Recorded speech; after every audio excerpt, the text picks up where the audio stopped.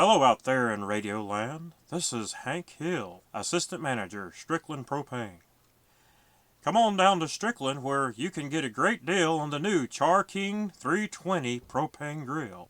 We have other propane grills and propane accessories for your grilling needs. So come on down. Mention this ad for an extra 5% off of your next propane tank fill-up. That's Strickland Propane, Harlan, Texas. Have a great day. Bwaaa!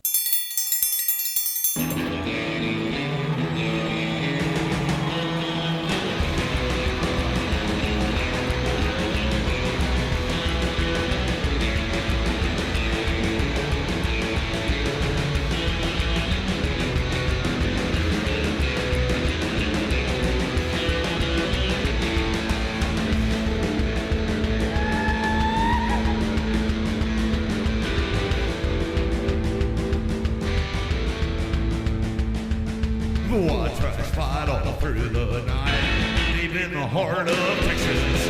The trailer park is nice and dark, deep in the heart of Texas. Dad drinks his brew and he spits his chew, deep in the heart of Texas. The TV blares but no one cares, deep in the heart of Texas. Here we go! Hey there, everybody. Welcome back to Bwaaa, King of the Hill Rewatch Podcast. I am Mike. And I'm Rusty. Rusty, Season 3, Episode 5, Next of Shin. Next of Shin. Such a pause there. Yeah. Yeah, Next of Shin. Anytime you hear the word Shin, who's involved? A short, potentially very a formerly tall man. angry man. Yeah. Well, do we want to get some housekeeping out of the way first? Yeah, sure. So we have the Waco Awards. Yeah. That we need everybody to go vote for us for still. So if shoot. everybody could vote for us on the Waco Awards. I'm going to go vote for us right now. Yeah.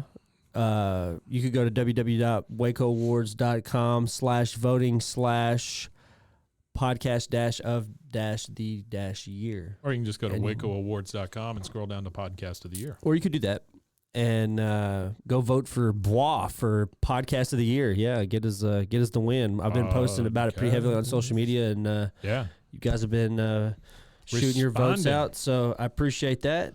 Responde mucho. Yeah, been great. Good stuff. Good engagement. And so everybody, if you are just now finding us, you could check out our last episode, Season 3, Episode 4, Pageant, Peggy's Pageant, or what was it called? Peggy's Pregnant Pause. Yeah, Not Peggy, but Pregnant Pageant Pause. Pregnant Pause. Pregnant Pause? Pregnant Pause. Pregnant Pause. PAWS. Yeah, so you can check that out. That's a pretty good episode. Somebody's going to get on to you on social for that. Well, yeah, somebody Like got the on guy. me. Yeah, somebody got on to me. that. Did you see that? Yeah. There was a guy that got on to me for social media for saying... Because you didn't say bugaboo. I didn't say bugabago. Bugabago. Pardon me. I said Now you can dead come after bug me. van. And I think in perpetuity we should call it the dead bug van just to annoy that guy. I love but Dale's dead bug van. yeah, I think that was a good name for it. Hey, you know what? I will take any kind of engagement. I think it's wonderful. Yeah, positive, negative. Positive, negative, lukewarm, whatever you got. As long as you can handle the consequences of being embarrassed. So let's get started in this sucker. Season 3, Episode 5, Next of Shin. We start at Arlen Auto Parts. Before the credits, no nothing. And we see a baby crying and screaming, and everybody's in line. Hank looked back at him and says, that's a cute baby, I'll tell you what. Peggy says, yeah, we're trying to have a baby ourselves. He doesn't want anyone to know, so I'm only telling complete strangers, which seems like a good... Yeah, it seems like a good thing to do. Hank tells the mother, I might be able to help you out there, may I? And this is something that people do that I don't understand. Ask to hold somebody else's baby. I think that's really weird. As someone who just recently had one, we were at Thanksgiving and the baby's like being passed around like a pack of cigarettes in prison, you know, and I'm just like... You could just see on the baby's face, like, dude, what the fuck? Like, will people just leave me alone? Yeah, well, people forget that babies are still human beings. So anyway, Hank offers to help out, and the lady's a little bit hesitant. I mean, because it's a human being. Absolutely. Peggy says, "Oh, it's okay. He's the assistant manager of Strickland Propane, because that shows his responsibility." Well, that's a great answer for everything for him. Yeah, I'm the assistant manager of Strickland Propane. The baby's crying, and Hank knows how to calm him down. Starts blowing raspberries on his belly and stuff, and says, "Ah, there you go, little fella." And then he smells the diaper. So the kid's got a load, and Hank pulls off one of the tree air fresheners, sticks it in his diaper, and says, "That new car smell," and hands it right back to the mother. Yeah. Fixed it right up. That's how you do it. We go straight into our credits. No bell, no yell. No bell, no yell. Me and my sister were discussing. We thought it was pretty funny. So she's supposedly in the works of going back and getting every mention of no bell, no yell, and making a compilation of the no bell, no yell. Yeah. And then at the very beginning of the no bell, no yell, she's going to take that conversation that you and I had about her favorite part being the no bell, no yell. So she's going to stick that at the very beginning, and then it's going to run through every no bell, no yell so far that we've done. Man, I love that. No bell, no yell. I thought that was great. So we start at the Hill House. We see the outside of the Hill House, and something that doesn't normally happen. Bobby rides by on his bike. Yeah. Which no interaction, no nothing. Just there goes a passing Bobby. Yeah, just riding. Peggy says, "Fill cup to line," and she's in the bathroom. Taking a pregnancy test.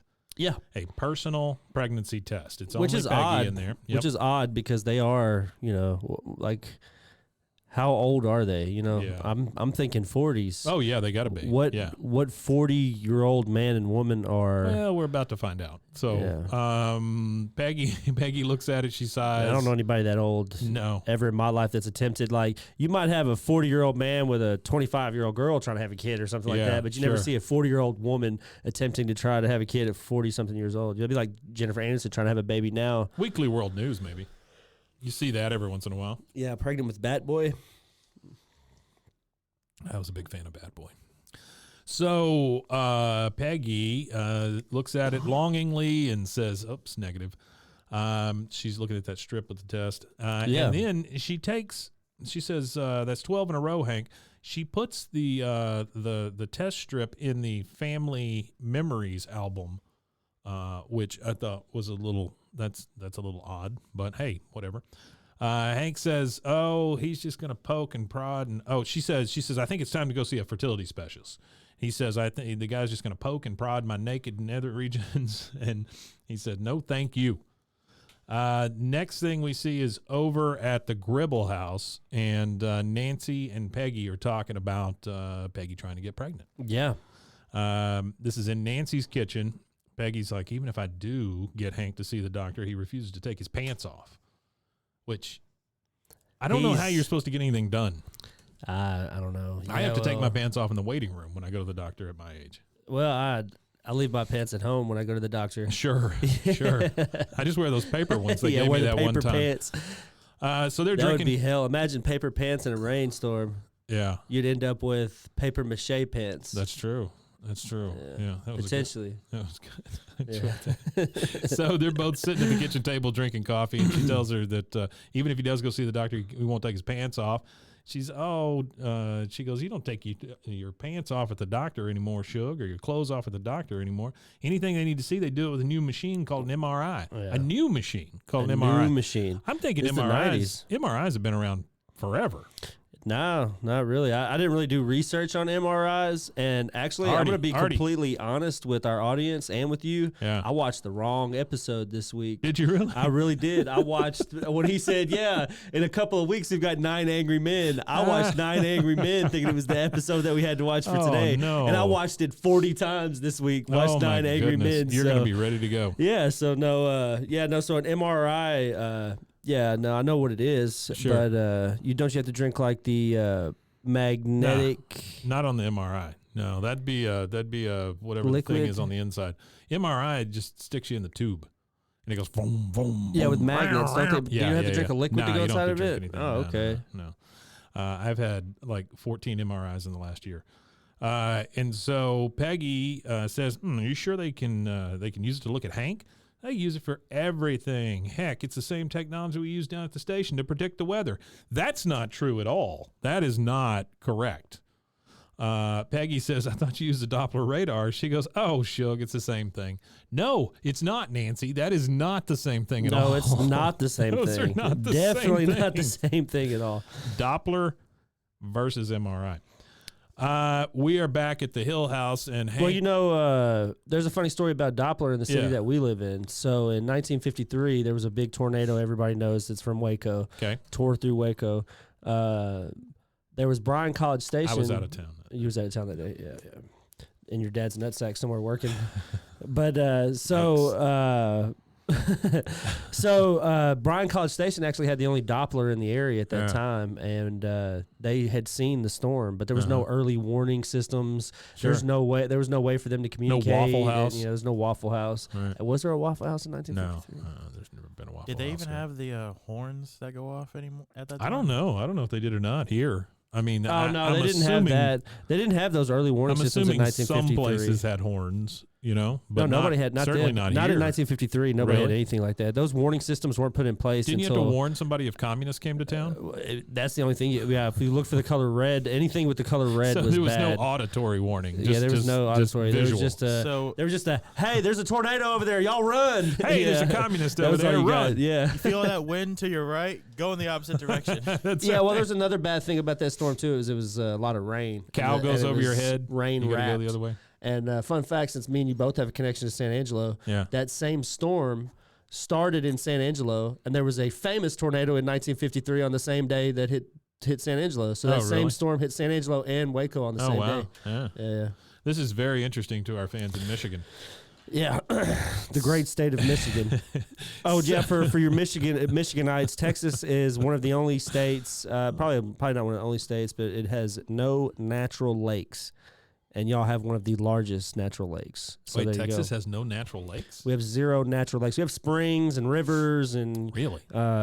tributaries. that is and something I creeks, did not know. But we have no lakes. Tributaries. Yeah. A lot of Which a tributaries. tributary is whenever you That's what they burn would a give to the lamb. people in the Hunger Games, right? Well, no, it's whenever you burn a lamb. Oh, On the when you altar. burn a lamb on It's the a altar, tributary it's a to tributary. God. I gotcha, Yeah. sure.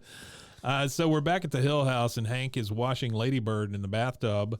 Peggy is explaining to him what an MRI machine is. She says, it's an MRI machine. You get to keep your pants on. I said, dang it, Peggy, how could you tell Nancy we're trying to get pregnant? We agreed we wouldn't tell anyone, including family. And he puts his hands over Ladybird's ears, but way too late. If Ladybird could hear and understand the English language, it would be too late. Peggy says, Hank, I've been sitting on these eggs for 40 years, and they are ready to hatch. She got some hatchlings.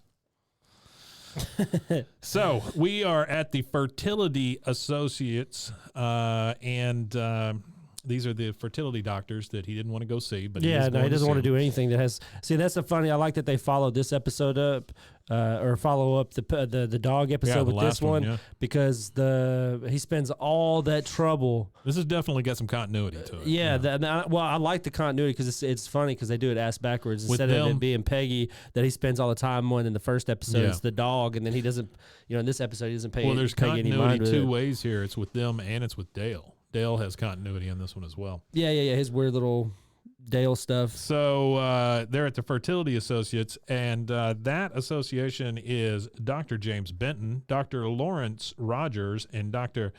Rajav Buddha. I can't say that last name. I don't know how to say that last name. Buddhamanger. Buddhamanger. I know they say it at one point in the show, Yeah, but they I said it a have few no times. clue how they said it. So they're sitting in the doctor's office with Dr. Rajav, and Peggy says, we were hoping that the advances in medicine might help us overcome the difficulties caused by Hank's narrow urethra. Yes, he whispers. Just a whisper every time. Hank says, and that these advances would mean you not looking down there. Doesn't want him to look in his pants. The doctor says, it won't be necessary, Mr. Hill, but I do have to measure your sperm count. That means we'll need a sample. Hank, I don't understand how Hank has gotten to the age he's at and doesn't understand what the guy is saying as far as a sample goes. Yeah, I don't either. He's had a baby. Yeah, he's definitely He's had a had kid. sex with his wife. Well, we hope so. Oh, we're pretty sure he has. Well, I mean, unless he used a turkey baster to Well, fill unless her it's up, Bill's. you know what I mean? Unless it's Bill's. And he says, Now, is that something you do with a local anesthetic or you have to put me under? I can't even imagine. Yeah, I don't know. Doctor says, "Oh no, Mrs. Hill, perhaps you could explain to your husband." And she has to whisper into his ear. He said, "Oh, okay." And then the next thing we see is, I'm assuming, the privacy room where Hank has gone into. The door is To closed. go rub one out. Yeah, to give him a sample. The doctor is ready to go. He's got on his trench coat, and his trench coat sounds bad in this connotation. Yeah, it does. He's got on his coat. He's got his briefcase with him, and he's knocking on the door, and he says, "Busy, busy, occupied, occupied." He sounds so frightened that door is going to open. They're talking through the door, and he says, "It's Dr. Bwaaa. Mr. Hill, perhaps you'd be more comfortable trying this at home." He said, No "Oh, offense. No. Yeah, blah, blah, blah, no offense. I don't know. yeah, I'm sorry. blah, blah, blah, blah, no offense. Well, yeah. Disclaimer. Dr. Yeah. Naja, not going to work here anymore. It's a Office Space callback. He says, "Would you be more comfortable trying this at home?" He says, "No." He said, "Would you like a magazine?" "Okay. Do you have Popular Mechanics?" And he said, "Mrs. Hill, what exactly did you tell him?" We're back at the Arlen Medical Plaza. I'm assuming after we have to assume that Hank completed the deed. Do we have to? We do, because he shot in a cup, and now the doctor is going over his load. So we have to assume that he went in there and jacked off to a weed eater in Popular Mechanics, I'm assuming that maybe a mower got him over the hill. Or Well, Popular Mechanics had. I mean, it's not just like. I mean, Popular Mechanics a lot was of science. It's like a science magazine. Yeah. So Maybe Hank's really, really in love with the space race. I don't know. That's kind of odd. Maybe there's a new The space two-way race? wrench. He was racing? Yeah, Maybe. he was racing to fill space in that cup. So the next day, I'm assuming, or whenever the appointment is, we're back at the Arlen Medical Plaza, and the doctor is explaining to him, "Well, Mr. Hill, I've got the results of your sperm count back from the lab." Peggy's like, come on, like she's waiting for Snake Eyes to roll in. She said, "Big number, think big number, think big number." And the doctor says, "The sample you produced shows a count of 8 million. She goes, "Oh."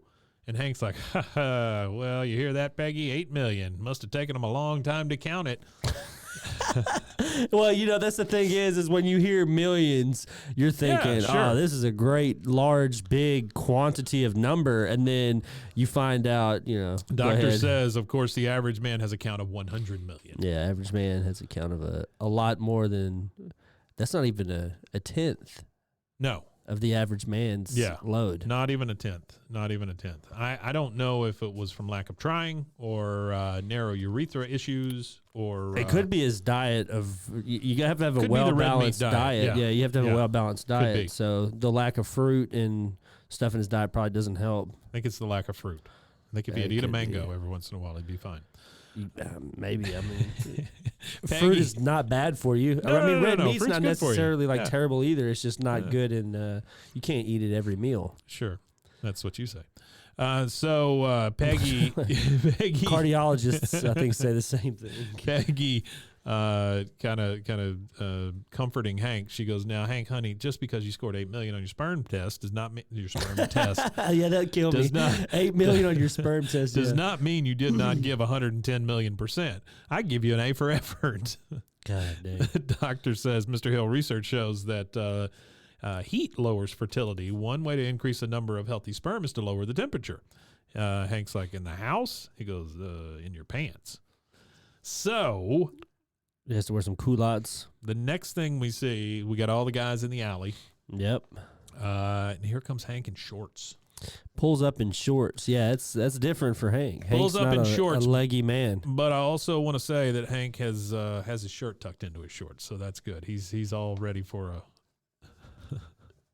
My dad does that. Does he? My dad tucks his shirt into. Never It doesn't understood matter that. what he's wearing. If he's wearing his pajama pants and he's walking around the house, his shirt is tucked into his pajama pants. Never understood it. Yeah, man. it's- The idea of wearing it's a shorts is I phenomenon. want to be comfortable. Yeah, the idea of tucking things in sucks too. Like I hate tucking it, like tucking the shirt in for any like formal anything. I just Yeah. hate having a tucked in shirt. Yeah. Yeah, I don't I like could it. tell you some tuck-in stories.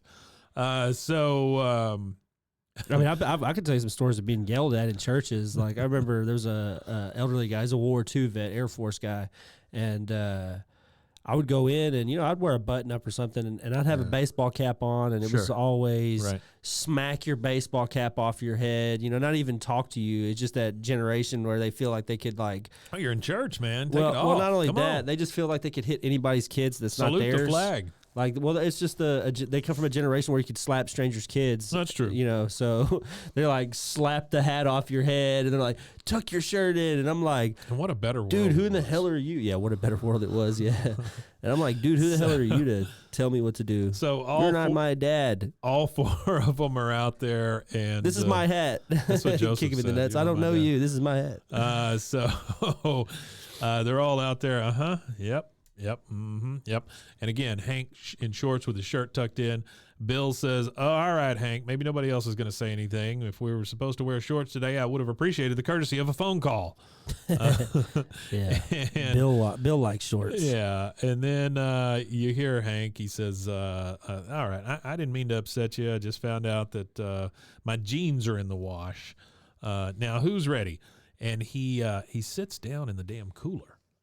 Which, how does he think that nobody's going to question him on sitting in the ice in the cooler? Well, I guess I don't know. If you have somebody, if I was hanging out with if I'm standing in a group of middle-aged men that like red meat and you beer do the same thing every day and barbecue, and you do the same thing every the day, same way. and you have the same diet and everything, horrible diet, I would think that you're sitting there to cool a hemorrhoid. Yeah, I would think there's something weird going on. Especially with a group of middle-aged men. If you said. sat down to that, I would start. Hey, man, Preparation H does wonders. A lot better. Get you a suppository sitting on the ice cubes. I mean, I know it's relief, but you got to get it fixed. Bill says, I'm feeling kind of overheated myself, and he sits in the cooler. Yeah. Which once Bill has sat in the cooler, I'm done with that ice. Once Bill has sat in the cooler next to me, I might even be done with the beer in that ice. Yeah, it's true. That's true. I can't imagine what it does to the The cans. amoebas and microbes. I can't imagine what it does to the cooler.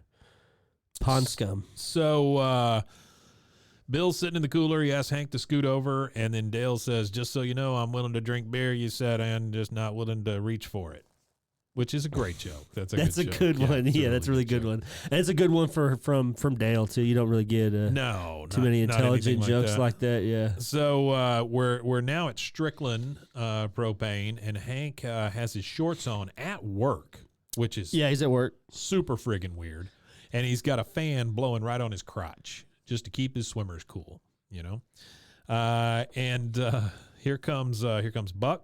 "What you doing in a wind tunnel, Hank? You got the prickly heats?" Hank says, "No, sir. Just drying the ink on all these sales orders I wrote this morning. Just trying to be light, son. I saw the insurance forms on your weenie doctor." Your weenie That's doctor. funny. And he says those forms were supposed to be confidential, and he hits him back with, "And employees are supposed to wear pants, but I won't tell if you don't." Employees are supposed to wear pants, but I won't tell if you don't. So now we're at Earl's Guitars, which we go to a lot in this series, honestly. Well, I didn't realize that Hank was. This implies that Hank plays his guitar way more than Quite you a could bit. assume. Yeah. That like him going into these music stores as often as he does implies that he plays his guitar. Yeah. Well, I think regularly. I think he likes Earl too. Because I'm a campfire guitarist, and I change my strings maybe once a year. So I mean, I probably should change them way more than that. But the fact that Hank's at this guitar shop so often. So you're at a shows that he campfire plays. once a year?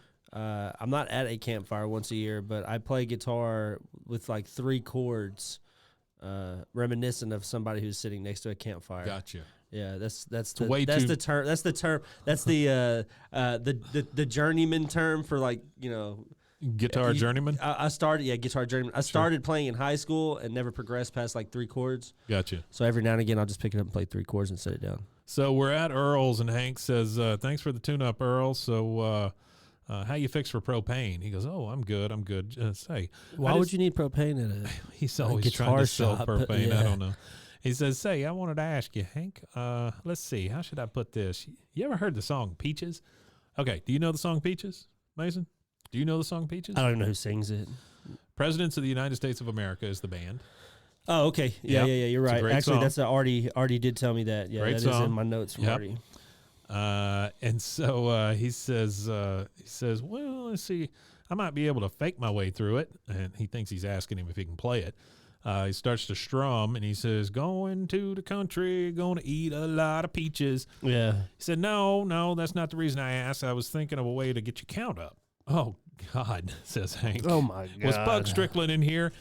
And Earl says, no, but the gal who cuts his hair was. Truth be told, Hank, my count used to be 9 million, almost as low as yours.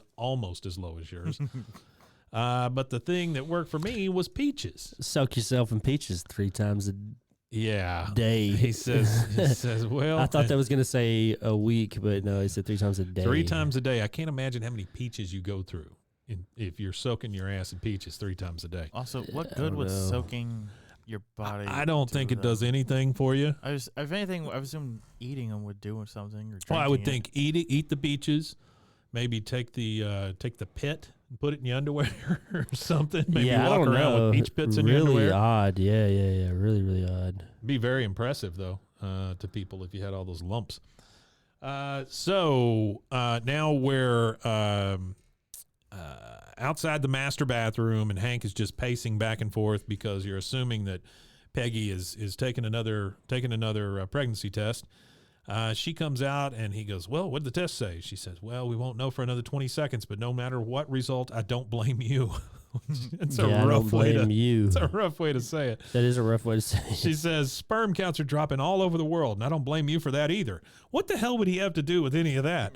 You know, that reminds me of, again, I just finished the most recent season of Handmaid's Tale. Yeah. And that's what it always makes me think of, because that whole show is about. Sure. Yeah. Is about, for like the entire premise of the show is. Handmaid's Tale is a rough show. It's a really rough show. And then spoiler alert. So at the very last episode, I don't know if you watch it or not. I have not watched this season. Oh, well, spoiler alert. Sorry. Okay, go ahead. I'll forget about it. Yeah, you'll forget about it. That's good. So you find out that the whole premise of this They're all sitting in peaches. Well, they're not. Yeah, they're all sitting in peaches. Well, no, it boils down that the whole premise of everything and the reason why they create Gilead and all this was one guy had a solution for fertility. Yeah. But he attached his solution to what he considered the wrong group in hindsight, which was the religious right fanatics. Yeah. And he would that's his greatest regret was that. We so seem to be a little headed down that way now too. Yeah, it was a great show though. So she says, Hank, we both work very hard, and I can feel we're getting closer, honey. It's within our grasp. She gives him a really heartfelt speech. She really does. The timer goes off, and Hank says, that's 20 seconds. Negative. They both see the test, and it's negative again. Then we hear the doorbell ring. Hank walks to the front door, sees nothing, and then looks down, and there's Cotton. There he is. There's little Cotton. He says, Dad, what are you doing here? You don't talk to Buck Strickland's hairstylist, too, did you? Nah, not in 2 years. Thought I'd drop by for a surprise visit. Hey, Hank's wife, Cotton. So there is not a time that I can think of that he's ever called her Peggy, right? That doesn't happen, Hank's right? wife. It's always Hank's wife. Does he call her? He might call her Peggy whenever they have their weird episode where they kind of connect. Get to be friends. But I'm not again. I'm not sure. So he's standing there, and he says, Deedee woman, hurry up with my bags. And here comes Deedee, pregnant as crap. I mean, she's very, very big. And she's got both suitcases. And he says, she ain't fat. I got her knocked up. Got her knocked up. So Cotton has impregnated Deedee, and I think that's a good time for us to impregnate the show with some commercials. So we'll take a break. You got snow shins like I got snow shins?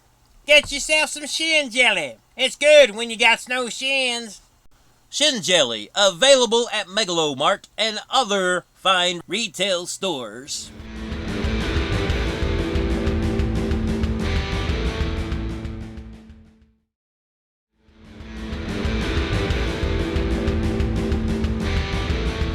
Hey, Rusty.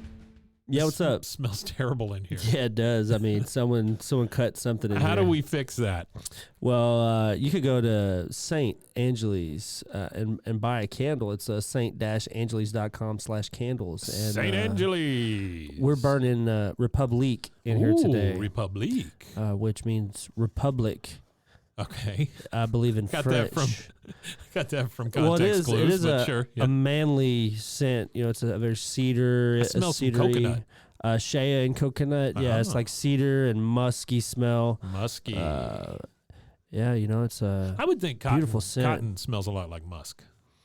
I don't very think musky cod little would man. I don't think he would smell as good as this candle. No. I'm not saying that. I think these candles smell terrific, but I bet cotton would be very musky.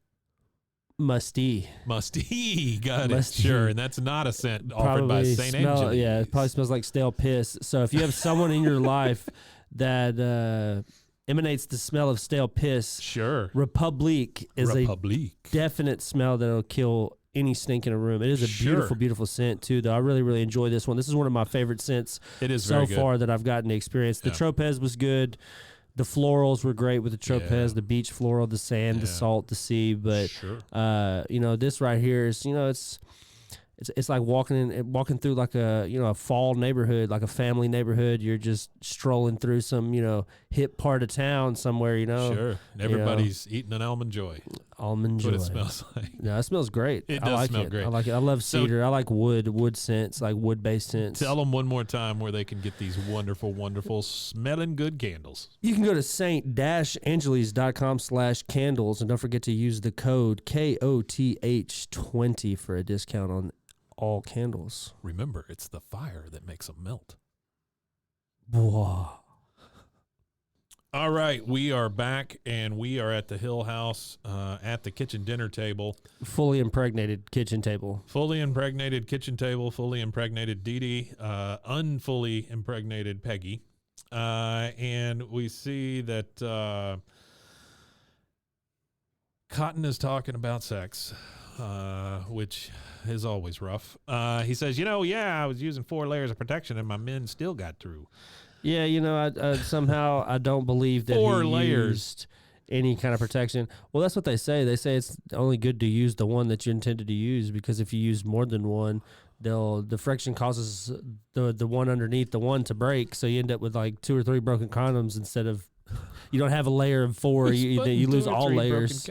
Yeah, you lose all layers of protection. Hank says, "Please, Dad, there's a child present," and he responds with, "Oh, she's my wife, Hank. She was there when it happened." I don't understand the fact that he's okay with calling his bride a child. Yeah, I'm not really. Oof. Of course, he also says, "Ain't that right, baby cakes?" Yeah, that's just. What you got, Mason? Well, Nah, I got nothing. It's yeah, he doesn't have It much is to gross. say on Yeah, that one. it is super gross. Because I forget, Deedee's the same age as Hank, right? Or is They she a went to little younger? Yeah, kindergarten they went together. to kindergarten together. Yeah. Which is odd that they went to kindergarten together. Super weird. She just says, if you say so, Cotton. And so Peggy responded, "Well, oh my, this is such exciting news. I'm very excited. Now, at your age, Cotton, having a child will be such a blessing. If it's a boy." If it's a boy. So he says, it's not often that a man of 75 fathers a child. He says, when a boy's 18, he goes, "I'll be dead. I'll be dead. Pass the beans." Pass the beans. Yeah. My sources tell me that's Hank's problem. Yeah. So we are at the alley, and the 3 of them are spying over the fence. Yep. That's just the 3 of them, because Hank's inside with Hank is Cotton. inside, yeah. And Dale says, "My sources tell me that Hank's the problem. It's very hush-hush. Even his own daddy don't know. Boomhauer. Yo, man, don't even know what talking about. They ain't gonna hear from me, man. I mean, those dang old reliable source, man. Dr. Router, brother, man. See? Talking about them dang old chili willy, man. Yeah. See? Yeah, I can't. Yeah. No offense. No offense. Hank and Cotton show up, and Cotton says, "Good God, have you gotten fatter, fatty?" Bill says, "Sir, yes, sir." Sir, yes, terrible. sir. Dale, "Colonel, let me be the first to congratulate you on the impregnation of Hank's stepmother." He said, "Bingo!" Bill says, "Just think, Hank. If your doctor helps you and Peggy get pregnant, your baby and Cotton's baby can play together." "Damn it, Bill," says Hank. So, Dad, you must be pretty happy about them executing that woman in Huntsville. Trying to change the subject real fast. Talking about an inmate who's been executed, which is the best way to do it. Yeah. Cotton says, "Hank, has you been having trouble baby making?" He says, No. Is it because of that skinny pipe in your thingy? He says, skinny pipe. We're not having any trouble. These things take time. I ain't got no nary urethra.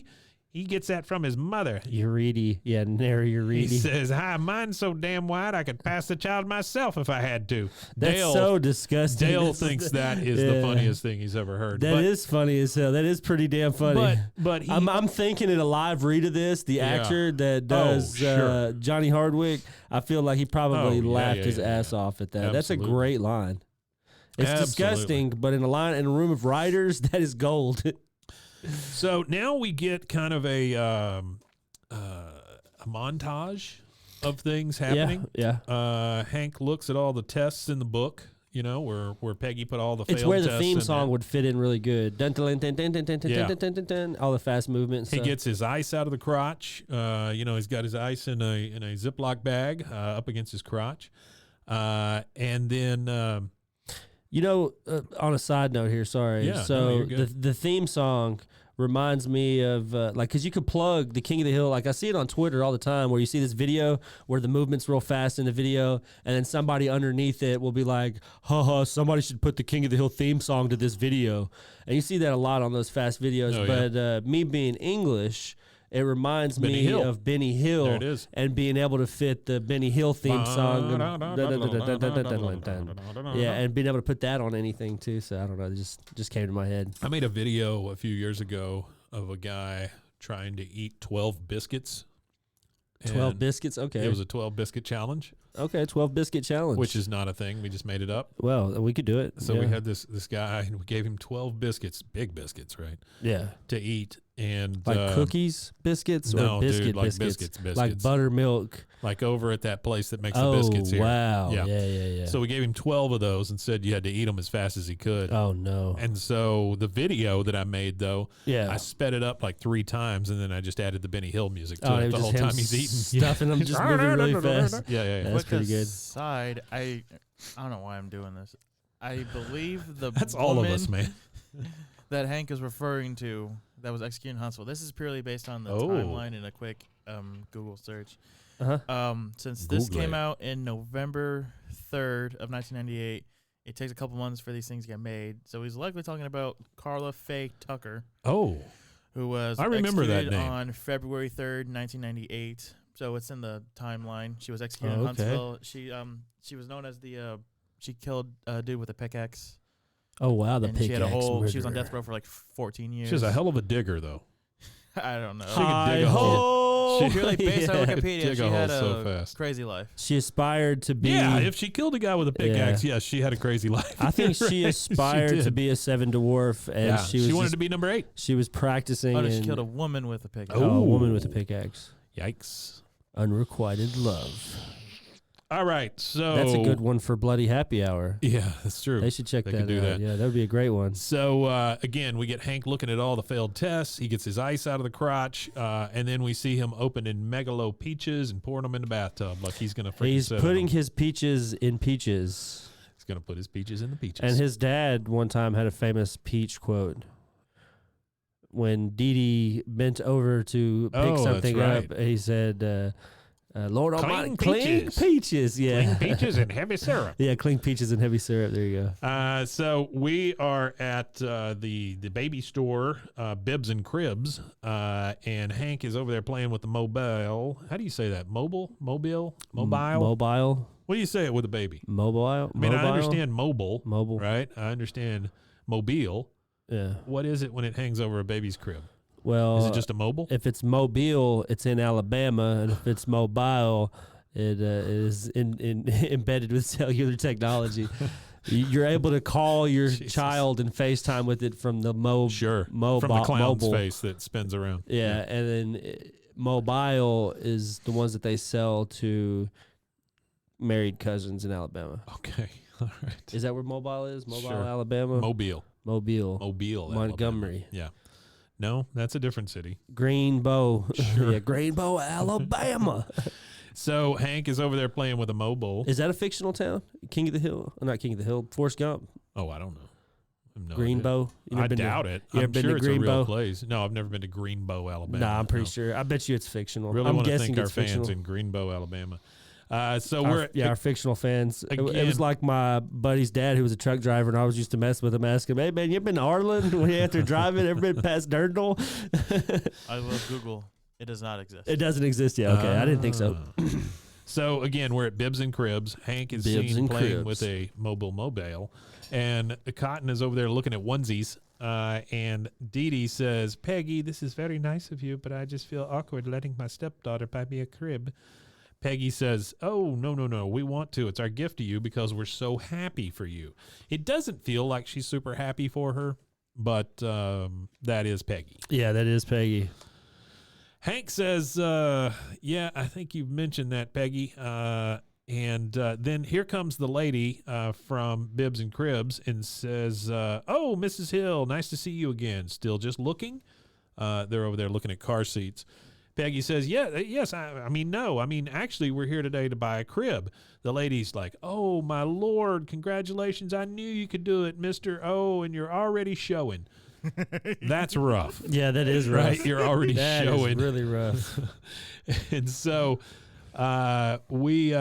she says, "What?" And then we see a guy in the store. I'm assuming he works there. I'm hoping he does. I'm hoping he works there. Yeah. He's clapping and says, "Gather around, expectant fathers. Our free diaper change seminar is now beginning." Seminar? That seems like a little bit of an over. That's a reach. So then we get Cotton having one of his flashes. Cotton has these occasionally where he the war flashes back to war. Yeah, the war and things flashbacks. like that. Yeah, he does a lot of those. So he sees all the babies in there. He sees a baby crawl down from his mother's backpack, and he's got the Japanese flag on him. We see the kids in the stroller. We see the whole stroller morph into a Nazi tank. We see a baby get out and shoot his bottle at him like it's a machine gun. Yep. The baby on the little Johnny Jumper or whatever you call those, he becomes an enemy in a parachute, and he throws a grenade at him.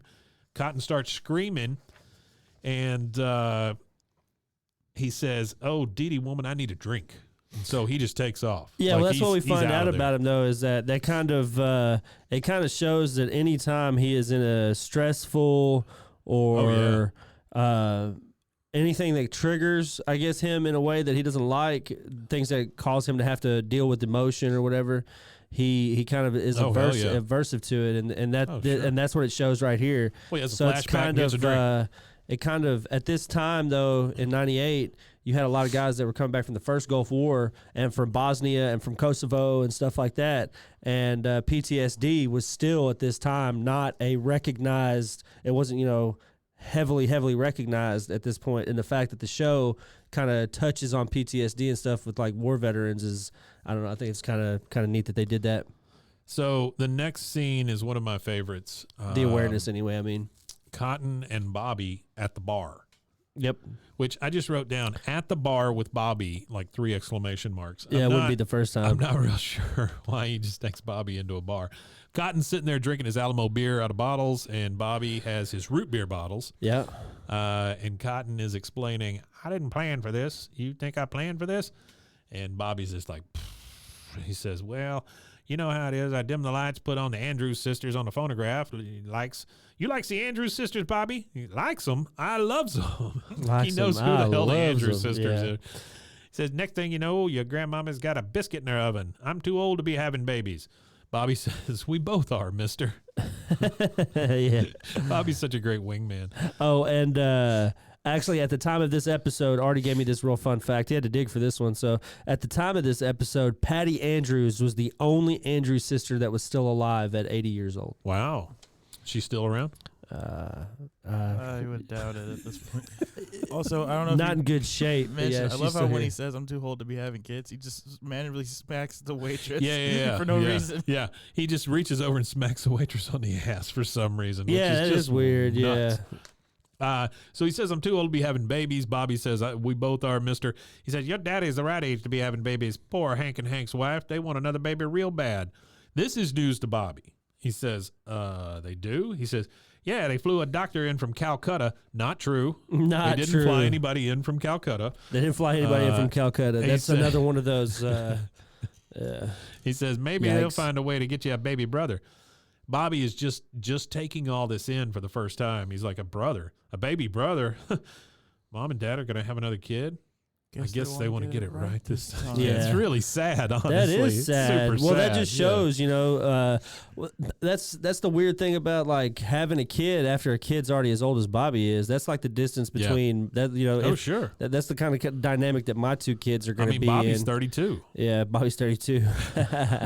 So I have this 8-month-old now, and then I have a 12-year-old, or he'll be 12 in December. But that's the dynamic they'll have to go through. But I don't know, my son, he doesn't have any weird like replacement feelings. Well, he doesn't feel that you know of. Well, what that he's discussed with us anyway. They'll come out. They'll come out when you have to pay for that. That therapist. Yeah, therapist. I So always sorry, you go ahead. No, you're good. No, I always I never Do you have know, brothers and sisters? No, I'm only child. Yeah. Okay. Both families. Yeah, same here. I'm not trying to get too personal. They tried to have other kids. I don't know why Yeah. it didn't happen. Sure. But I was kind of excited for it, mostly just because I wanted, not because I wanted someone to talk to, just because I wanted the attention on something else other than me. Sure. I can see Which, that. I mean, yeah, that I can sounds see spoiled. It kind of is. Like, I kind of would have liked where, hey, no, go take care of the baby. I'll be doing my own thing. As another only child, I can see where you're coming from with that. Yeah, it would be, because when you enter the room, you're the only thing in the room. Mm-hmm. And plus, when you go to a dinner with family and it's all adults, they would focus on the baby and not just, so Mason, what do you want to do? Yeah, exactly. What are you planning for high school? What's for college? What's for life? I don't know. That's absolutely true. Talk about bills or something else. Talk about bills. So we're in Hank's garage now, and we see him unwrapping a Megalomart magnet with thousands of uses, it says on the box. And then he just sits right down on the magnet. So I'm assuming somebody told him that would increase his swimmers by sitting on a magnet. Yeah, I guess it's going to, all the iron in his nuts. Bobby walks in and said, well, I think it attracts them, right? It just pulls them right in. Isn't that what happens? I don't know. Yeah? Okay. It's the polarity of poles, I think. The polarity of his pole. Bobby comes in and he says, Dad, are you busy? He goes, oh, no, son. Kind of hiding the fact that he's sitting on a damn magnet. He said, just checking the percentage of man-made fibers in these fuel filters. Yep, it's 30%. Have you ever seen one of those cards of fuel filters like he's holding? We see those several times in this show. Not just this episode, but the show itself. The big packet of fuel filters. Yeah. Yeah. I've never bought one of those. I've never bought I've bought a fuel filter before, but I've never bought it on one of those big cards. But I do remember it from like my dad and my grandpa. I don't remember big, because my dad's a mechanic, and I don't remember big things of fuel filters like that. Why do you need 36 fuel filters? I just don't understand. Was the fuel? I mean, the fuel might have been dirtier back then. You might have had to, the filtration systems on cars was different. I don't know. Well, you're not. Maybe before. Back then, everything was carbureted, not fuel injected. Well, I guess everything was leaded also, right? This time, no. Well, I'm gas. saying back in the day, everything was leaded. Maybe that's where they got it from. Well, it might have been the difference between carbureted and fuel injected, but I would imagine that. This is the age of fuel injection. I don't know, man. It's a lot of fuel filters. A lot of fuel filters. Just saying, that can't be cheap. It can't be good fuel. So he's looking at this card of fuel filter. He said, yep, it's 30%. He's not checking that. No, he's really not. Bobby says, that's very interesting. I'm very interested in things like that. He picks up a screwdriver like it has anything to do with that. Yeah. He goes, okay, then it's settled. You and Mom won't have another baby. Hank lets out a little, Whoa. Yeah. How'd you find out about that? He says, Grandpa told me at the bar. There's no reaction to the fact that he was at the bar with his grandpa. No, it's just the fact that he knows that his nuts are empty. He said, Grandpa told me at the bar, it's not fair. If I knew this could happen, I would have worked harder over the years. Exercise, cut back on the fruit pies, gotten a few B's to raise my average. Yeah. Hank says, this isn't because you're not good enough. You're great. And 2 will be twice as great. Bobby says, the only reason I look so good is because there's no competition. You have another kid and I'll look like a failure, which he's kind of right. Yeah. Hank says, believe me, Bobby, you're not. You're not the one who should be worried about looking like a failure. Yeah, you're not in competition with anyone. anybody. And then in comes Deedee running, with that weird little bouncy run that she has, but now she's pregnant on top of that. So it's even weird, yeah. Yeah.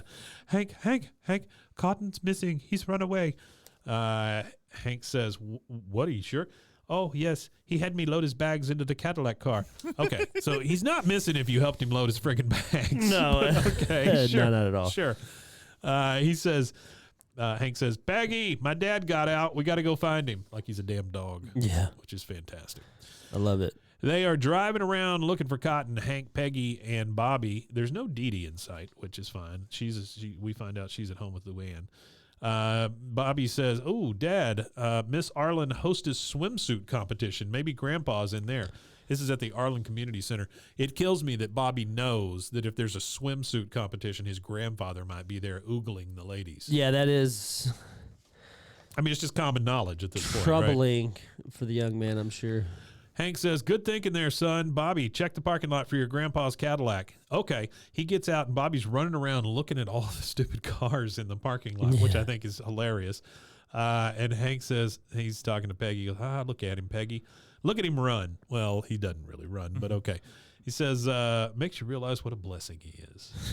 Yeah. Peggy says, he is our miracle child. Hank says, exactly. It'd be awfully greedy of us to expect a second miracle. So you can see the only sensible thing to do is stop trying to get pregnant. Well, this catches Peggy a little off guard. Well, not only this right here, this scene is Hank being a jackass too, because at the end of the day, she is suffering because of his inadequacies, not the other way around. No matter what he does to go through it all, she has done the same thing the first time to get to the child they are, and he disrespected her by paying more attention to the dog than her.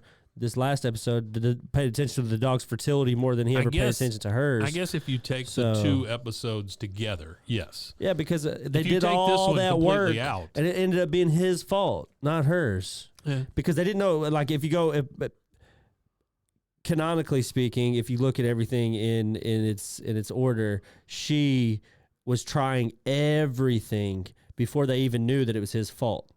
So they tried all this stuff, and then boom, find out it's his fault. Well, yeah, he should be sitting in stuff, and he should be doing all that. He should have nothing to say about it. So the line where he says next, well, she says she's taken off guard, and she says, Hank, I know you're frustrated, and I know you look dopey in short pants, which is a great little insult. Yeah, it is. But we both worked too hard to give up now. Call him short pants is funny too. That's a Southern thing. Yes, and he says, what have you done? I've been sitting in an igloo. Yeah, and that's a jackass thing to say. I don't think that's a good thing. Yeah, I don't think so. She says, you think I like to see that out my kitchen window? Which I think is a great joke. That's funny. He says, well, if you want to keep trying, you can keep trying by yourself. Well, that's not a thing. And then he puts up the sun shield barrier in between them so that they can't see each other. Yeah. Which, it's a really childish thing to do. It is childish. I mean, if you want to talk it over with your partner, that's great. Or whatever, you know, because this is he just puts a shield up. Don't want to talk to you. Game over. So they get back to the Hills house, and they come walking in, and he says, Luann, what'd they say at the police station? And here is Luann's only lines in this. She says, okay, Grandpa Hill is not a missing person until he's gone for 48 hours, but this really nice policeman gave me his home phone number, and, well, I'm probably not going to be able to help you look anymore tonight. Which is great. I did write down that Luann's hair has certainly grown. She's got length. She's got like a bob. Yeah, now, she's got a little length to it. Yeah. Yeah, she's got some actual hair now. And then Hank says, "Oh, any calls, Deedee?" And Deedee says, "Just one, but I let the machine get it because I didn't want to tie up the line." Well, the one damn call is Cotton. That's it. That's the only person they're looking for. So they play it back, and he goes, yeah, it's me. I hope you ain't all out looking for me, because if you are, you ain't going to find me, and I ain't coming back. Hank, I need you to raise Deedee's baby and Deedee. That's funny as hell, yeah. Hank says, dang it, he could be anywhere from Arlen to who knows where. And here comes Bobby, boy. He's looking for any way to save the day. He says, Dad, we can use star 69 to find out where he called from. They use star 69 on the phone, and some guy picks up the phone. Hank says, hello, who is this, please? The guy goes, who is this? Which is exactly what I would say, too, if somebody calls me and goes, who is this? He goes, this is Hank Hill. Yeah. Where am I calling? Yeah, I'm at the corner of Sierra and Flamingo. Sierra? Is that Dallas? It's Vegas, Hank. And clicks, hangs up. Yeah. It's Vegas, Hank. It's Vegas, Hank. He says, well, that just tears it. He's in Las Vegas. Bobby again, looking for any kind of thing that he can be the favorite child. He's trying to throw a little wrench in the gears of this baby creation. He says, pretty smart of me, scenario. huh, Mom? I doubt some little baby would know how to dial star little 69. Baby can't do that. Yeah, baby can't do that. So we're now outside the Hill house. He's just trying to make sure he has a job at the end of the day. That's exactly right. Yeah, he's trying to create his own market here. We see Hank getting ready to go after his dad, and what I think is the funniest part is he's shaking Peggy's hand goodbye. Yeah. There's no kiss, there's no There's hug. nothing. He He's shaking shakes hands. his wife's hand goodbye. Yeah. He says, all right, well, if I drive all night, I can get to Vegas by morning. I'll call you when I've found a motel. Peggy says, you bring him back, Hank. That little ferret thinks he can have a child in a Vegas trip. Well, I didn't get either this year. She's so super selfish. She is salty, yeah. Hank says, Bobby, I'm going to need you to be the man of the house while I'm gone. Here's a chance for Bobby. Sure, Dad, I'll be the man of the house while still fulfilling my duties as the child of the house. So I guess he's showing he's a two-way player. Yeah, I don't know. Deedee says, Hank, my stepson Cotton is small and sneaky. How will you ever find him? And then there's Dale coming up and saying, I think it's funny that she says, Hank, my stepson. yeah, Hank, my Yeah. stepson. Cotton is small and sneaky. Dale, who has been listening to the whole thing behind the fence, apparently, he comes out and says, I'll tell you how you ever find him with the finest mail-order surveillance equipment the Libyans have to offer. And he's got that damn little satellite dish, and he's got his headphones on at the same Yeah. time, right? With those Hank- listening devices. Hank says, not now, Dale. And Dale says, I couldn't hear you, Hank, and takes off the headphones. Well, it's not a great listening device. No, it's I not. think is the joke. So Should have got a Bose system. Dale says, but if you were asking, I am a licensed professional bounty hunter. I think this hat speaks for itself. There's his continuity. There you go. Right. The hat is the Because continuity. he puts on the damn bounty hunter And it hat. says bounty on it. Yeah, Yeah. so that's the bounty continuity. It actually mentions that in the show notes. So Hank says, well, all right, I guess I could use some help driving. Maybe we could put the thing to some use and sing some karaoke to stay awake. So he and Dale get into the truck. They drive about 3 feet, and there's a big sad Bill just kind of waiting for somebody Big to old say sad something Bill. to him. Yeah. And they drive past him, and then they stop, and they open the door, and he's just like, whoo, and he goes and jumps into the car, but not before smacking his face right on the truck. Yeah. So we see them pulling out, and they are driving, and they are getting their way to Vegas, and they're singing, going to the country, going to eat a lot of peaches. And then Bill, of course, are we there yet? Are we there yet? I'm sorry. Yeah, he says, are we there yet? Hank says, all right, now, if we're going to find him, we need to think like my dad would think. And they're starting to pull into bars. Vegas. Yeah. Well, they're driving Well, through the Vegas. night. They're driving through the desert, all that. They finally get into get into Vegas, and they see several places. They pass the Paris balloon. They pass the Luxor. They pass the MGM, the Big Cowboy, Circus, where it says live circus acts on the sign, and then he says they pull over because they see a bunch of topless bars. Right, it's a strip center full of topless bars. Yeah, it's like a mall. Yeah, like you said, a strip mall filled with them. So here are the topless bars in that strip mall. Okay, we got some names. Let's go. The Strip. The strip. Oh, is that might be the title of the whole place, right? The strip. Well, strip. it could be. It could Yeah. be. Because I have a question about the number here. Okay. The Strip. Vegas Girls. Vegas Girls. Very inventive name. Very. Kitten Corner. Kitten Corner might be a furry spot. Vegas Vixens. Vegas Vixens. Then there's okay. one in the corner that's behind the strip sign, and it just says something saloon. So that may not be a topless bar. It might okay. just be a bar. Then there's Lucky's Ladies. Oh, Then there's the Skin Palace. They just get worse. that is kind of Skin Palace sounds terrible. That sounds grody. And then we just see one that says Live Naked Nudes, and then one that says Inferno Club. So I don't know that Inferno Club is a topless place, but let's say it is. And I hadn't thought about the strip being the strip that the strips are in. Yeah, that might be the. So that may be it, and that would be 8. Okay. So out comes Dale from Live Naked Nudes. Bill also comes out of Live Naked Nudes, Lubes. And Hank comes out of the Inferno Club. Behind them on the Live Naked Lube, Jesus, I'm trying to make it a lube place. Yeah.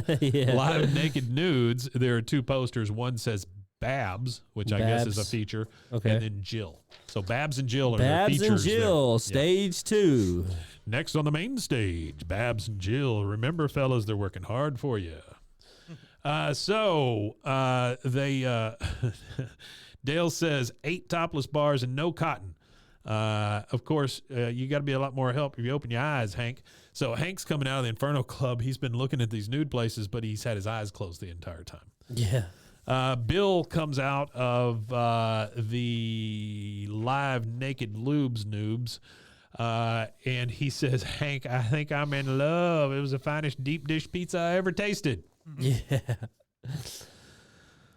Hank sees a Ferb's taxi van pull up, and on top of it, you know how they've got the little advertising things on the top that light up. This one says the Andrews sisters. And so Hank, knowing this about his dad, says, the Andrews sisters? I didn't know they were still alive. They're my dad's favorite. And so then we see them at the club watching the Andrews sisters, or who we think are the Andrews sisters, up on stage. And they're all singing along with "Don't Sit Under the Apple Tree." Yeah, "Don't Sit Under the Apple Tree" else song. but me. And so they are at the Gold Dust, by the way. They say, "Thank you, Las Vegas, and good night." Hank walks up to the Andrews sisters, and he says, "Excuse me, ladies, that was just wonderful. My dad has all your recordings, and I wonder, coincidentally, if he might have been here tonight." And he shows a picture of Cotton, which I love this continuity about this. He shows the picture of Cotton, but it's Cotton on the horse at Bobby's birthday party. Oh, yeah. Yeah, it's a wonderful picture. That is, It's that's great. a great one. Yeah, it's a good point. I actually, I did a Instagram post with that picture. It's the screenshot is Hank, Bobby, Joseph standing in the front yard, and then you've got Cotton on the horse. Well, I superimposed a Canadian Mountie uniform on Cotton, and I made a Manitoba commercial. Oh, I remember that. You know, Yeah, a cigarette commercial, and I put a cigarette cigarette in everybody's mouth. And Hank, Bobby, Joseph, everybody had a. Yeah, that was a good one. So it was a great post. The main Andrews sister, who has a very deep voice, Yeah, she does. takes off. I wonder who voices it. Takes off her wig and her. says, "Yeah, he was here. That little firecracker grabbed my rear." Yeah, it didn't say. Hank says, "Well, he does like the ladies," and that's when she takes off her wig. Hank, Bwaaa. Yeah. He says, "Right." So when I figured out it wasn't really a sister, he started breaking plates and threw him out, which that tracks for Cotton. That tracks. He Yeah. loves to break some plates. He likes to break plates. Yeah, he loves breaking some plates. And then we get Hank kind of walking around in here, and he's, "Excuse me, folks, have you seen an older man about yay high, possibly shouting obscenities?" He's saying this to one of the dealers at the blackjack table. Welcome to my world. And he says, pal. "Welcome to my world." And then they just show around, and there's a whole bunch of old people just shouting at each other, screaming at the pushing each other machines. around. Yeah. Then we see. Is that really like the demographic inside of casinos? I Is don't like think elderly so. people? I I've never mean- been to a casino, so I I don't mean, know. if you go to Oklahoma or something, you know, or I'm assuming the ones in. Well, because Vegas is like the way I see Vegas nowadays is it's being targeted for like families and stuff too. Vegas It's not has a just lot of it's no families, yeah. longer just like, hey, come out with the boys and get drunk and see some titties. It's now like they've got like a ton of stuff for families they're targeting. So we get another kind of montage here. We see Hank pushing through the line at a $1.99 all-you-can-eat buffet. He shows the pic there. They say no. Then we see Dale sitting in front of the Mirage where they have the big volcano that lights up with the water feature and stuff. That thing goes off, and you see Dale with a "Have you seen this man?" Cotton poster, which I'm not sure where he got that made, but it's a pretty big poster. Yeah, I don't know. That's an odd one. The thing goes off, and he looks around. He doesn't have a lighter, and so he lights his cigarette off the volcano. Then we see Hank swimming up to the tiki hut in the pool to show the pic to the bartender there. By the way, Hank is wearing his T-shirt in the pool. Yes, he is. Then for whatever reason. Then we see Bill and Dale. He must have big. I think that Hank has big pepperoni nipples, and he doesn't want us to see the peps. Pepperoni nipples. The big pepperonis. Fantastic. Use the code pepperoni nipples for 20% off. Then we see Bill and Dale at medieval times, or what looks like medieval times. One of the knights falls off the horse, and they look under the mask. I don't know who lets them onto the floor. Yeah, I don't know either. But they look under the mask to see if it's Cotton. It's not. And then we see Hank showing the picture to a tourist lady outside of a hotel being blown up, which you see in Vegas a lot. I mean, they're always like leveling hotels and stuff. They're always blowing stuff up. They're always blowing stuff up. So Now we see Bill playing slots, and the other two guys are there, and one single coin falls out, and Dale picks it up, which I have never been in a slot machine and had one coin fall out, but hey, great. Yeah. Dale says, don't stand too close to the machines, Hank. The electromagnetic fields could defertilize you. Hank says, that's nonsense, Dale. And anyway, Peggy and I have decided to stop trying for another baby. Not that it's any of your business.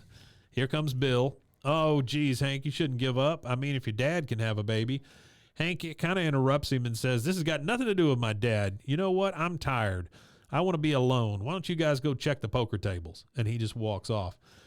He walks over to the bar where Elvis is sitting, or an Elvis imitator, I guess. Yeah. He says, thank you very much. Thank you. Thank you very much. Hank kind of saddles. Since we have mentioned Elvis, I have to bring this up. My mom, huge Elvis fan. I mean, I might have said this before on the show. My mom is a super fan. So we're sitting at, we came to visit the United States in 1994. Yeah. And when we came, the one place my mom wanted to go was Graceland.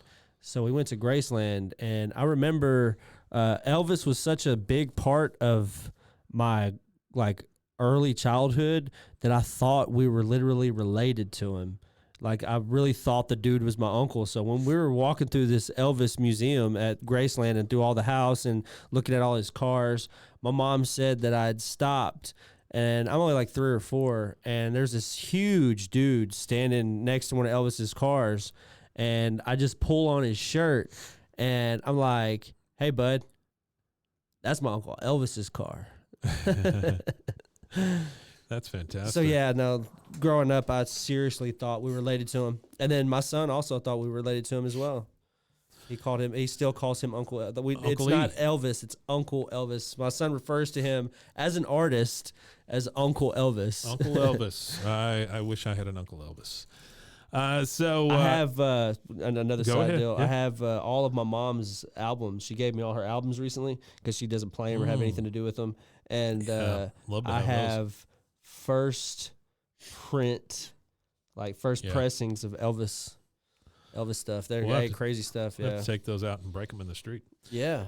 So Elvis says, Skeet shooting. Elvis says, thank you very much. Bartender says, what do you have? Hank says, beer. He goes, I got Hein, and he stops him right in the middle of the word Heineken and says, American.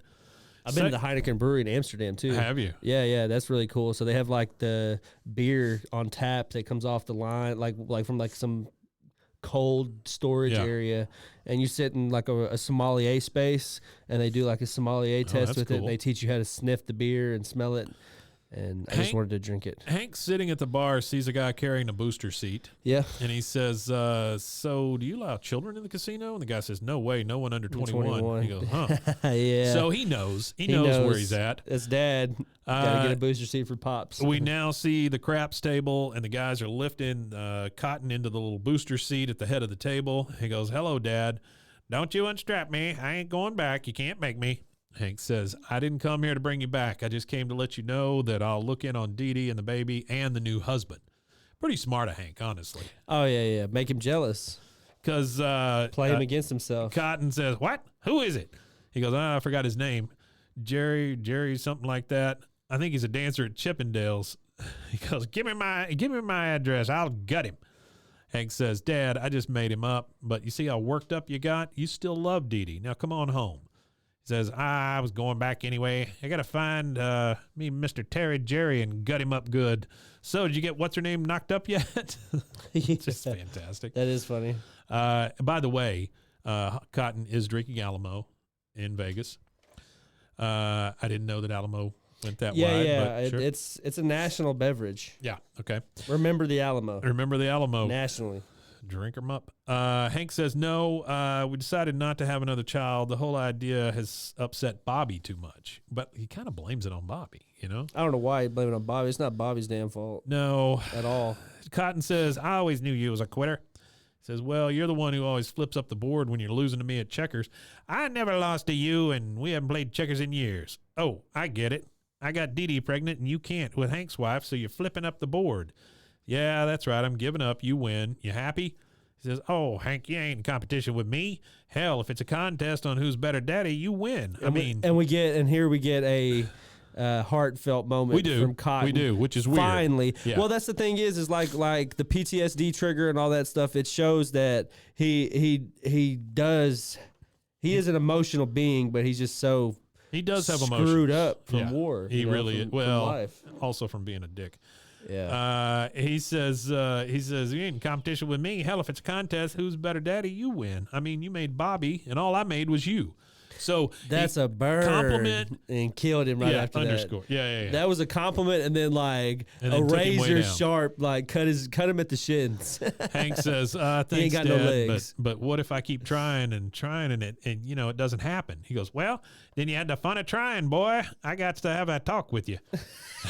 Yeah, because he never had the talk with him. He just took him to the took him to the whorehouse, the dairy farm. Yeah, remember he took him to he took him to the dairy farm, and then when he was older, he took him down to Hotel Arlen. Yeah. He says, "Sounds good, Dad. Let's go."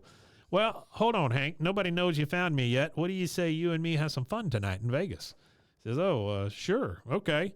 And then he says, "Ate the hard way," and rolls the dice. He gets a 3. The guy says, "Crap, you lose." He says, "What? No." And then he takes off. He gets up out of his little booster seat and starts charging on the table, and that's pretty much it. That's it. Yeah, Cotton's like, "That was practice." Hank said, Dad. Busy, occupied. It's really great, though, because, he gets up and he storms the friggin' table. I just like all the heartfelt stuff at the very end. It's a good, I like seeing Cotton not be a complete dick. The last shot of this thing is from the security camera, too, which I thought was really cool. Oh, yeah, of him storming the table. Then we get Which, again, is the great animation direction from Wes Archer. Again, absolutely. Shout out to Wes. Then we get the credits, and last thing we get is Hank saying, busy, occupied. So calling back to Hank in the little shoot 'em up gallery. Yeah, shout out to Artie again for all the fun facts. Thanks, Artie. We appreciate it. All right, Rusty, we got to get out of here. Where can they find us? You can find us at BWAAAKOTH on Instagram, TikTok, Twitter, and Facebook. We would appreciate all engagement on all platforms. Your local gas station. We'll be standing outside there as well. Yeah, with a sandwich board. Yeah, sandwich boards. And sandwiches. No sandwiches. On boards. Sandwiches on boards? Well, we'll have a sandwich board that you're saying there's that I have onboarding. sandwiches on boards. You're saying there's onboarding that we have to go through for our sandwiches. You have to go through sandwich onboarding to get your sandwiches on board. Mason's like, please, dear I'm God, on board, so stop. Okay, all right. Hey, thank you to everybody, and we will see you again next time. Check us out at roguemedianetwork.com for us and many, many other shows. Don't forget to vote. Don't forget to vote. We'll see you next time.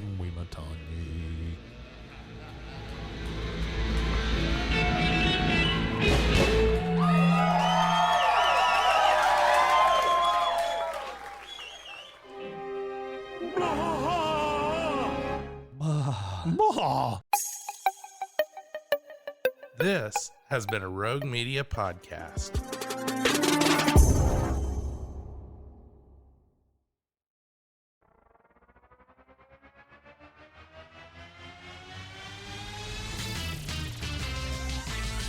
Frozen, heroes.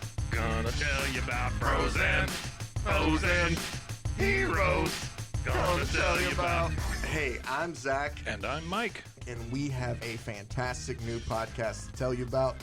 Bros, Foes, and Heroes. It's the two of us looking into the world of comics, breaking down some characters that you may have never heard of, and some that are just absolutely ridiculous. Yeah, so Zach comes up with a character each time, and I go into it just completely blind. I don't know who this person is or what their abilities are or anything, and basically I guess we kind of go over their origin story and just some of the ridiculous stuff that maybe, especially Golden Age stuff. Oh, Golden Age stuff is always the best, and we will make sure to highlight all of the shenanigans and just absolute weirdness of everything. Yeah, that's right. So subscribe today and follow us on Instagram at Bros, Foes, Heroes. And if you don't, I know where you live. Not really, but please subscribe. Frozen heroes. Gonna tell you about frozen heroes. Gonna tell you about.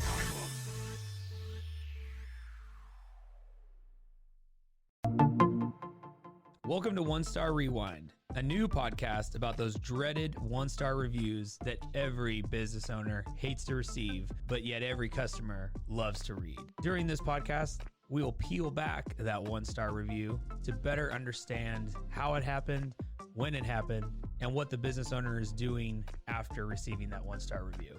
This podcast will be about love, hate, and laughter.